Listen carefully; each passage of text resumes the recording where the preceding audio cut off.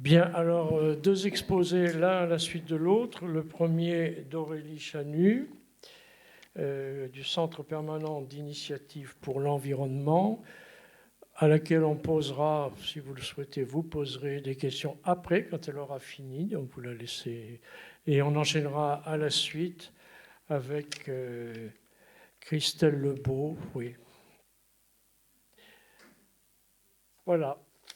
Aurélie, c'est à vous. Très bien. Bonjour à tous. Donc effectivement, Aurélie, je fais partie du CPIE, Centre permanent d'initiative pour l'environnement à Guérande, CPIE Loire-Océane. Alors, pour rappel à ceux qui nous connaissent et puis pour définition à ceux qui ne nous connaîtraient pas encore, on va dire, un CPIE, c'est un label donné à une association qui travaille dans les domaines de l'éducation à l'environnement et puis de l'accompagnement au territoire sur les thématiques environnement, en tout cas en ce qui me concerne plutôt les questions de biodiversité, avec toujours à cœur d'être dans l'action, le conseil, faciliter les actions menées sur le territoire en faveur de l'environnement. Et donc une intervention là qui trouve son sens en essayant de revenir un peu sur un sujet un peu plus, un peu plus. En tout cas, les interventions sont d'elles-mêmes toutes très intéressantes, mais là l'idée c'est d'essayer d'être sur quelque chose de très pratique et d'essayer de voir ensemble comment est-ce que concrètement on peut agir dans son jardin quand on a un jardin. En tout cas, pour pouvoir favoriser cette qualité de l'eau. Et ben, l'objectif de chaque citoyen pour favoriser cette qualité de l'eau, ça va être de s'appuyer sur les capacités naturelles des sols, en fait, les capacités naturelles des sols qu'on a vues tout à l'heure, avec certains qui sont plus perméables ou imperméables que d'autres. Et ces sols, quand on leur laisse la possibilité de travailler par eux-mêmes, eh ben, ils ont une grande capacité à stocker l'eau et puis à filtrer et épurer l'eau. Également. Et c'est ça qui va nous aider à garantir la qualité de l'eau tout au long de son cheminement en fait, de notre jardin jusqu'à l'ensemble du cycle de l'eau. Et pour ça, il y a une notion qui est un peu nouvelle aujourd'hui, c'est-à-dire qu'on a beaucoup parlé des tout à l'égout, de gérer des réseaux d'eau pluviale pendant ces dernières dizaines d'années. Et puis on se rend compte aujourd'hui que ce qui serait important, ce serait justement que chacun puisse gérer son eau, et son eau pluviale notamment, à sa parcelle, à l'échelle de son jardin, pour éviter des problèmes d'eau qui retournent trop vite à la mer ou de pollution qui se concentrent dans les eaux. Voilà. Donc l'idée, c'est de faire confiance à l'infiltration directe de l'eau de pluie dans le sol, sans collecte dans les canalisations. Alors, ces canalisations, c'est pour Cap-Atlantique, en tout cas sur des canalisations d'eau pluviale, et donc toute l'eau de pluie qui tombe dans ces canalisations d'eau pluviale retourne directement à la mer, donc ça veut dire aucune capacité d'épuration de ces eaux qui tombent dedans. Et donc des pollutions qui sont exagérées. Alors que leur permettre de s'infiltrer dans le sol, on va le voir, va permettre de recharger notamment les nappes phréatiques, puisque cette eau va s'écouler dans le sol, suivant les mêmes principes que ce qu'on a vu tout à l'heure, et va s'écouler doucement en fonction des matériaux qui sont situés dans le sol. Tout ça, l'idée, c'est de régénérer le cycle naturel de l'eau, en fait, et de ne pas trop interférer dans son système en faisant aller l'eau trop vite.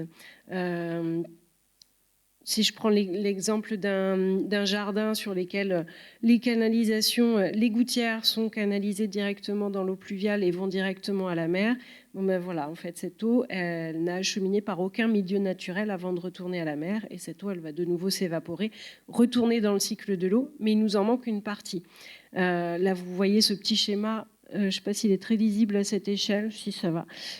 Du cycle de l'eau. Bon, je ne vous apprends rien, c'est un schéma assez basique, mais qui reflète ce qu'on doit pouvoir retrouver aujourd'hui, en fait. Hein. L'eau qui tombe sur le sol, soit elle ruisselle, elle va tomber dans les rivières, etc., soit elle s'infiltre dans le sol, et par sa circulation souterraine dans les nappes phréatiques, et ce ruissellement va finir par rejoindre la mer et les eaux de manière générale. Donc si on coupe ce cheminement, on perd une partie de ce cycle de l'eau qui est important que ce soit en termes de quantité d'eau, même si c'est moins le sujet d'aujourd'hui, que de la qualité de l'eau. Et puis enfin, l'autre avantage de gérer l'eau à la parcelle, c'est aussi de réduire le risque d'inondation et le ruissellement de surface. On le sait, une eau qui a le temps de s'infiltrer dans le sol et qui ne va pas trop vite réduit les inondations qui ont lieu après en aval. L'autre avantage à essayer de stocker cette eau sur la parcelle et limiter sa vitesse de transport, c'est de réduire les pollutions et les contaminations des eaux et des nappes, puisque, comme on l'a dit tout à l'heure, il faut faire confiance à la capacité du sol à stocker et à épurer cette eau. En fait, les végétaux et les sédiments qui sont dans l'eau ont des capacités naturelles à épurer certains polluants. Alors évidemment, il ne faut pas trop leur en demander non plus. Ils ne sont pas dans la capacité de traiter l'entièreté de ce que l'on peut leur faire subir, mais en tout cas, ils ont cette capacité naturelle à déjà stocker certains éléments. Effectivement, ce que je n'ai pas dit au départ, c'est que pour son jardin et pour son eau domestique, ça part du postulat qu'évidemment, la première chose qu'il est nécessaire de faire, c'est de ne pas utiliser de produits qui soient nocifs à arriver dans l'eau, que ce soit pour ses usages domestiques ou ses usages au jardin.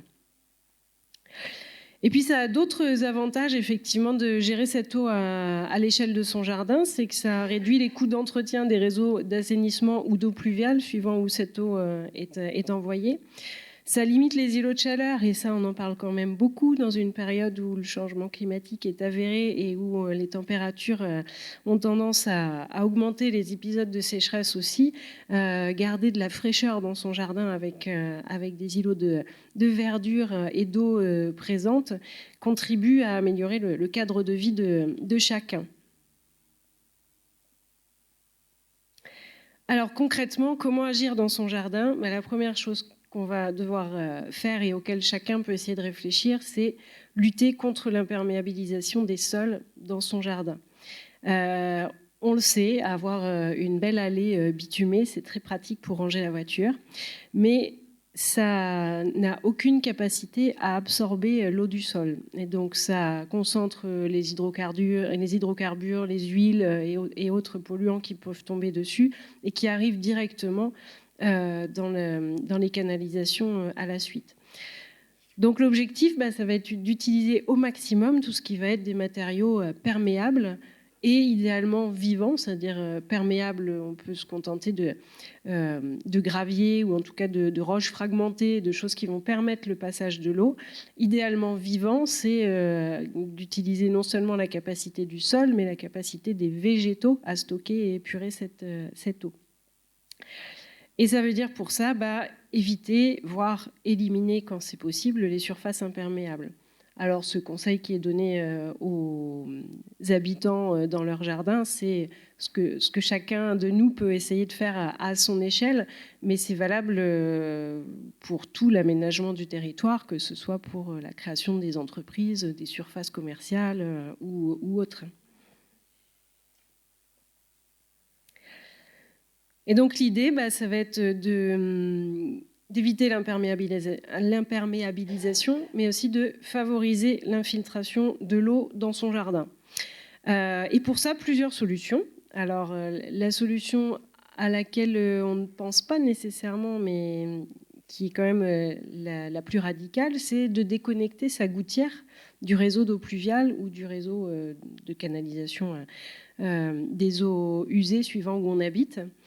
Alors d'une part en installant un récupérateur d'eau, l'idée c'est bien d'utiliser cette ressource pour les besoins domestiques qu'on pourrait avoir, mais aussi faire en sorte que cette eau ne retourne pas directement dans le pluvial, mais puisse être stockée, utilisée à l'échelle de son jardin. Donc l'idée n'est pas d'avoir un marécage dans l'ensemble de son jardin à chaque fois qu'il y a une grosse pluie, mais de réaménager son jardin pour que le sol soit en capacité d'accueillir ces eaux de pluie qui tombent. Là, vous avez un petit schéma, par exemple, qui montre bien ça avec la pluie qui tombe uniquement sur le toit de la maison. Vous le verrez sur cette image. et qui s'infiltrent après dans le sol jusqu'à ce qu'on appelle des jardins de pluie en fait. Donc l'eau est amenée vers un bassin qui est surcreusé avec des plantes qui poussent à l'intérieur. Et donc quand la pluie va tomber plutôt durement, toutes ces eaux vont se collecter sur cet endroit-là qui va monter en charge très rapidement, mais qui dans les 24 ou 48 heures va s'infiltrer dans le sol et retrouver sa capacité habituelle. L'autre technique complémentaire, c'est végétaliser son sol, c'est-à-dire qu'entre un jardin avec une pelouse ou un jardin avec des massifs de fleurs, des arbres, des haies, etc., la capacité de stockage et d'épuration de l'eau va être très différente. D'ailleurs, on le voit bien au niveau agricole. Si vous avez un champ qui vient d'être labouré ou un champ qui a un couvre-sol, enfin une culture dessus, la capacité d'absorption du sol au moment de la pluie n'est pas du tout le même. C'est ce qui explique d'ailleurs les ravinements qu'on peut avoir sur une parcelle qui est en pente lorsqu'elle est labourée et pas couverte de végétaux. Voilà. Ben là, c'est la même idée en fait, c'est de favoriser les végétaux dans son jardin pour favoriser l'infiltration dans le sol, utiliser les capacités épuratrices des plantes et puis limiter l'évaporation pour favoriser diminuer les îlots de chaleur justement dont on parlait tout à l'heure. Planter une haie est également une des actions qui sont à mener. Alors c'est évidemment un exemple parmi d'autres, mais dans mon travail, je travaille beaucoup sur tout ce qui va être plantation de haies champêtres, notamment auprès des habitants, et sur la création et la restauration de mares. Donc c'est des exemples que je connais particulièrement bien. Ça, c'est une haie qui a été plantée il y a quelques années, qui a dû bien pousser depuis, mais en tout cas, elle reflète bien ce qu'on peut faire entre deux parcelles de voisins, en fait. Voilà. Et puis l'une des dernières actions aussi qu'on peut mener, parmi d'autres, c'est aménager des espaces d'infiltration. Donc effectivement, des noues, des mares, des jardins de pluie vont permettre de limiter le ruissellement de surface et de stocker l'eau dans un seul endroit au moment des événements de pluie. Alors ce petit schéma, j'imagine pas très lisible à cette échelle, mais je vais vous le mettre en plus détaillé après. L'eau de pluie, n'en perdons pas une goutte. Voilà, c'est des petits dépliants que je pourrais laisser dans la salle d'exposition. Là, j'en ai imprimé une vingtaine. Donc n'hésitez pas à en prendre quelques-uns ou qu'on puisse les mettre dans la salle d'exposition après. Et ça redétaille un peu ce que je viens de vous dire, ni plus ni moins, sur les actions que chaque citoyen peut mettre en place chez lui quand il a la chance d'avoir un jardin pour stocker cette eau à la parcelle. Donc on voit bien, le postulat de base, c'est effectivement d'éviter de polluer l'eau au démarrage. Et puis après, faire attention à toutes les petites choses dans son jardin qui vont favoriser ce stockage et cette filtration de l'eau. Le paillage, par exemple, que ce soit au jardin, sous les haies, etc., va permettre de garder l'humidité du sol. Quand on déconnecte ses gouttières, l'idée va être d'avoir un point bas dans son jardin, au fond du jardin, qui va pouvoir accueillir une fine couche d'eau quand il pleut. Cette zone-là va pas être très praticable au moment des événements de pluie, mais va rapidement se ressuyer dans le sol et retrouver sa capacité normale. Le potager est aussi une source d'eau, d'espace perméable à l'eau, qui peut vous apporter aussi beaucoup dans le jardin. Dans les creux naturels, c'est-à-dire qu'effectivement dans son jardin, on a rarement un terrain qui est tout à fait lisse et il y a des zones qui peuvent être un peu plus basses que les autres. Ces zones-là, il faut s'en servir en fait. C'est peut-être à cet endroit-là qu'on peut y planter des végétaux qui vont stocker un peu plus l'eau que d'habitude. On le voit souvent avec une pelouse plus verte à cet endroit-là. Où stocker l'eau ? Dans un massif de fleurs, par exemple. Les massifs de fleurs au bord de la route là, peuvent être d'une forme un peu plus creuse pour permettre d'accueillir l'eau qui va être déconnectée des gouttières, ou quand le récupérateur d'eau est plein, les eaux vont se stocker sur ces espaces-là. Sous le bitume, c'est vrai que les espaces de bitume, dans l'idéal, devraient être limités, voire totalement évités sur nos parcelles, en essayant d'avoir des revêtements qui soient plutôt drainants et qui permettent à l'eau de s'infiltrer dans le sol. Voilà. Sur l'espace public, parce qu'effectivement, ces actions-là ne sont pas limitées aux habitants. Là, le sujet, c'est bien que chacun d'entre nous puisse prendre conscience de ce qu'il peut faire à son échelle. Mais évidemment, sur l'espace public et sur les autres espaces privés type entreprise, il y a bien des choses à faire également. Dans les allées perméables, évidemment, on évite tout ce qui va être produit phytosanitaire qui pourrait s'infiltrer directement dans le sol. Et une autre idée pour stocker cette eau à la parcelle, c'est aussi lutter contre une idée reçue, c'est-à-dire que cette eau qui va percoler par exemple contre le mur de clôture avec le voisin ne reste pas suffisamment longtemps près du mur pour déstabiliser ce mur ou créer des problèmes par la suite. Ça ne détériore pas nécessairement le mur qui est là. Donc c'est des pistes de solutions qui existent pour avancer. Là encore, effectivement, il s'agit de pistes d'évolution pour que chacun puisse réfléchir aux solutions qu'il peut mettre en place dans son jardin. Mais ce n'est pas non plus une liste exhaustive de ce qui existe. Et bien entendu, les autres publics sont concernés et pas uniquement les habitants. Voilà, c'était une courte intervention, mais pour essayer de remettre aussi à chacun la place de nos gestes quotidiens. Merci Aurélie. Est-ce que quelqu'un veut entamer le dialogue avec elle? Ici, au second.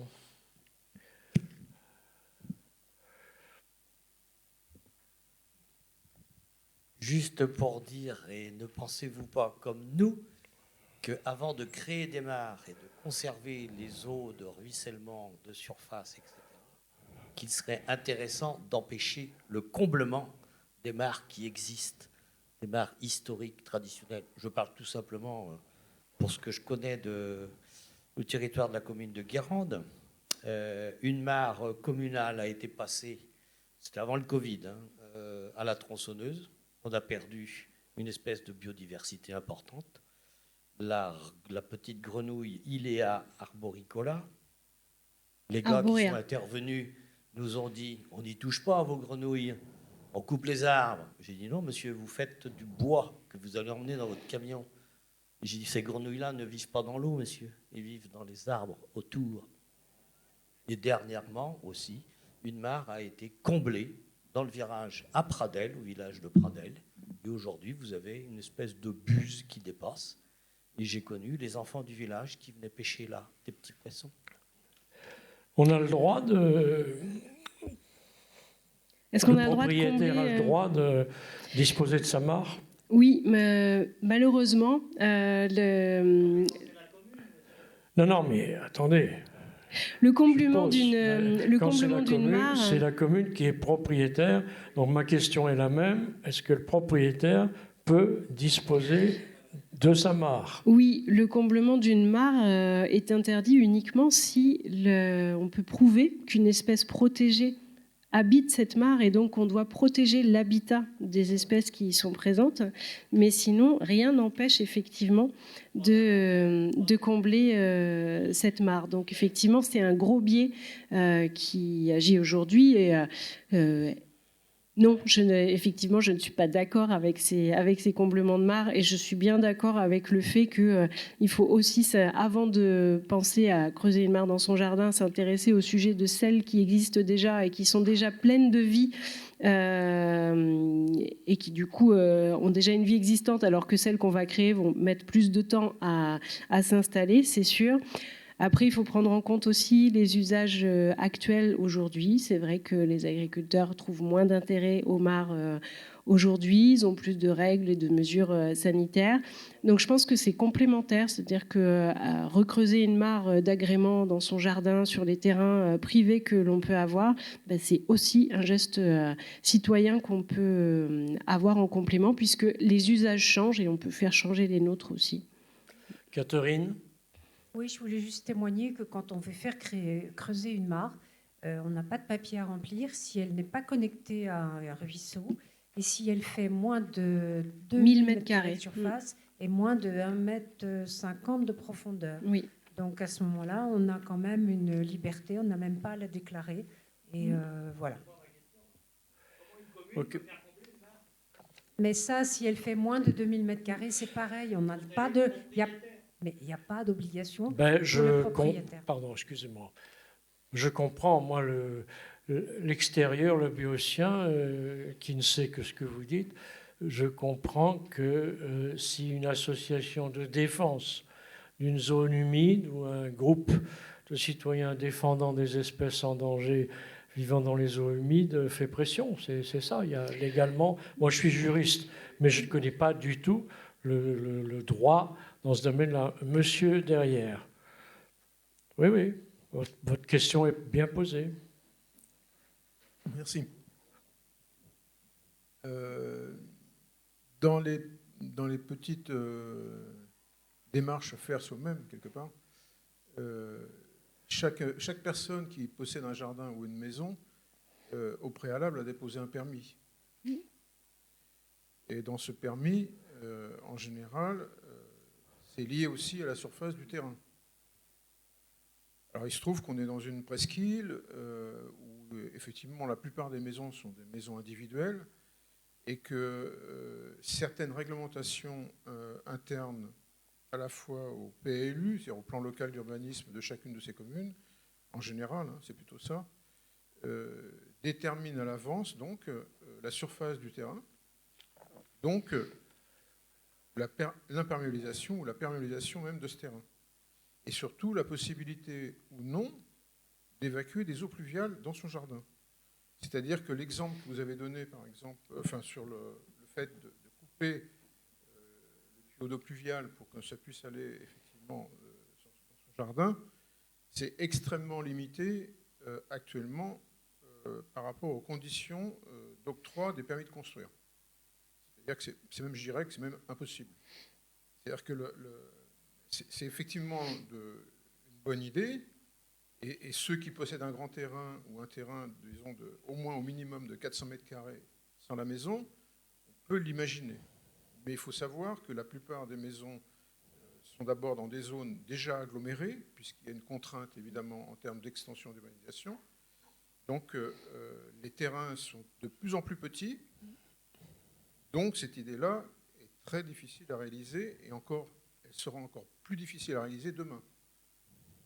Donc, ça, c'était juste l'exemple des préconisations qui ne sont pas forcément possibles à faire, même sur la presqu'île de Guérande. Ouais, d'où l'idée de effectivement ne pas se contenter que de l'acte citoyen et de parler de son jardin. Hein. Effectivement, je disais, ceux qui ont un jardin et la grandeur suffisante pour pouvoir mettre en place ce type d'éléments, que chacun puisse agir en conséquence. Mais effectivement, le but, c'est aussi d'agir auprès des promoteurs immobiliers, par exemple, des communes, pour que les évolutions changent aussi de ce côté-là, et qu'en termes de construction, on ait des normes par rapport à tout ça. Ouais. Oui, alors bien. Des mauvais exemples, des gens sur qui taper, on va toujours en trouver, mais je ne pense pas que ce soit l'objectif de cet après-midi. Bien.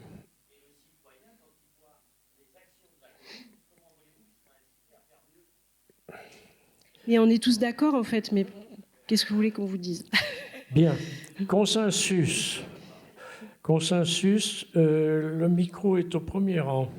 Alors, juste une question. Est-ce qu'il y aura, dans les mois à venir, une aide fiscale pour soutenir ceux qui veulent justement installer une cuve de récupération d'eau enterrée justement pour ne pas arroser un jardin, même en étant très, très précautionneux, plutôt que maintenant il y a des aides pour l'isolation, etc. Voilà. Alors le CPIE n'a pas prévu d'aide pour les habitants dans les prochains mois ou prochaines années, mais je vous propose de poser cette question éventuellement plutôt au niveau politique.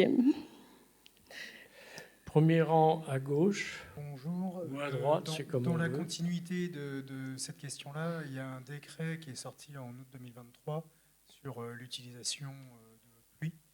Et, donc en poussant un peu plus la réglementation, est-ce que tu as eu l'occasion de le lire et de nous donner ton interprétation? Non, j'aurais pas d'éléments à apporter là-dessus. Effectivement, je suis pas non plus une spécialiste des questions de l'eau et des ruissellements et de l'eau pluviale, donc non, je n'ai pas ce type de détails. C'était juste qu'en fait, quand on va feuilleter sur Internet, il y a vraiment des messages sur ce décret-là, il y a vraiment des messages contradictoires. Et en fait, on arrive à lire sur certains articles que ça va limiter l'utilisation d'eau de pluie. Alors, ça va à l'encontre exactement du discours que tu viens de nous présenter. Et d'autres articles présentent en fait que ce serait une adaptation pour l'usage agricole, notamment des eaux de pluie, puisqu'en fait, on ne peut pas utiliser normalement les eaux de pluie sur les réseaux sanitaires. Non. Donc, oui, en termes d'eau domestique, effectivement, aujourd'hui, la réglementation n'est pas très claire et pas très favorable à l'utilisation de l'eau de pluie dans les installations domestiques. La raison principale, c'est que ces eaux de pluie que la facture que vous payez est comptée via l'eau qui rentre et pas via celle qui sort. Donc, si vous faites sortir plus d'eau usée que celle que vous n'en avez payée à l'arrivée, ça pose problème aujourd'hui dans la comptabilisation. Derrière, oui.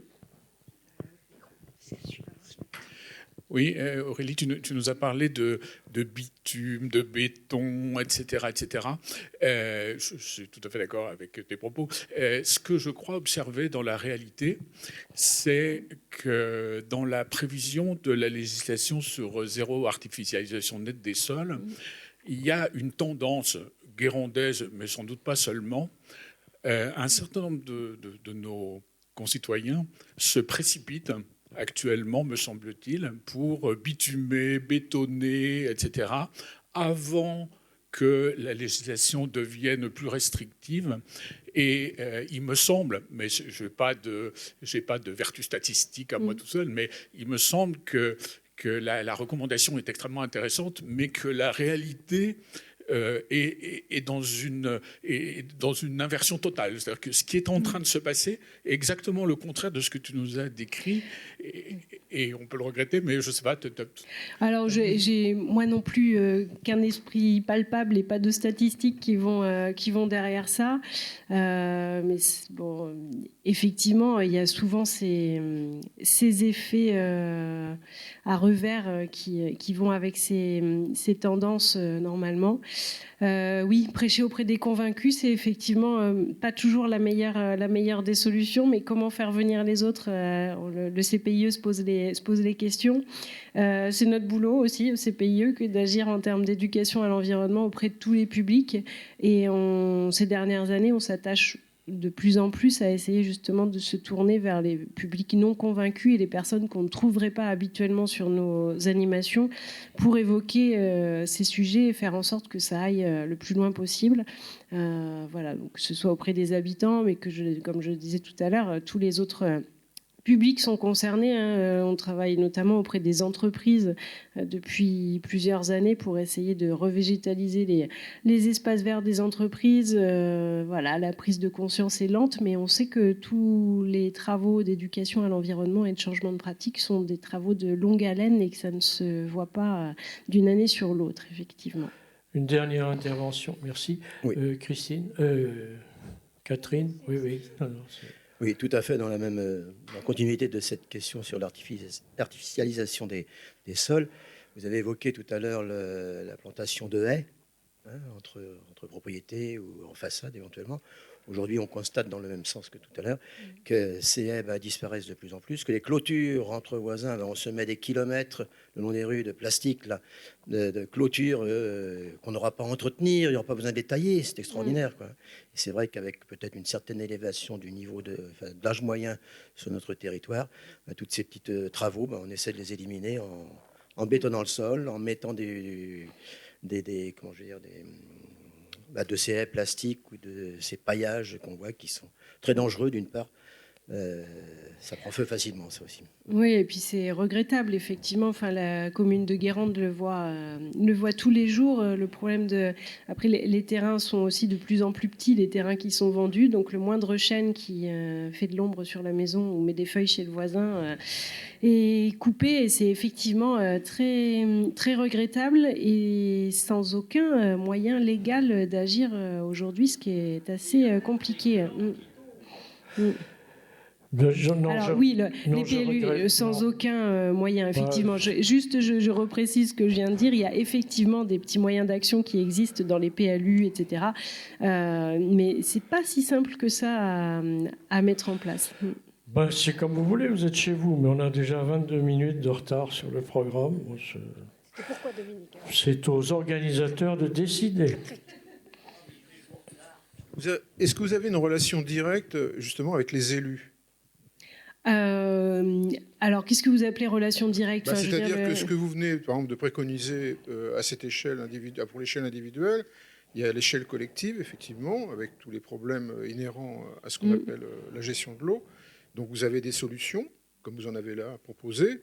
Est-ce que ces solutions sont aussi proposées aux élus ? Oui, bien sûr, on travaille auprès de tous les publics, en fait. D'accord, c'est tout ce que je voulais savoir.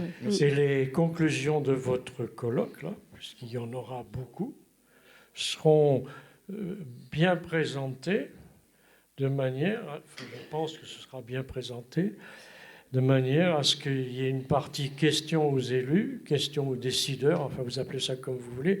Moi j'ai déjà modérer ou animer des réunions de ce genre, des colloques, des conférences. Et à la fin, il y a un document particulier qu'on remet aux différents responsables, municipalités, etc., et qui est ensuite coché pour savoir, dans les bulletins suivants, si on a des réponses ou pas, etc., etc. Est-ce que tu veux dire quelque chose encore ? Vas-y. Oui, parce qu'on est plusieurs élus, là, peut-être pas forcément les mêmes cet après-midi que ce matin, mais on est dans les commissions d'urbanisme. Nous, on peut aussi transcrire ce que vous avez dit. Merci. Aurélie, merci infiniment. Merci. Bravo.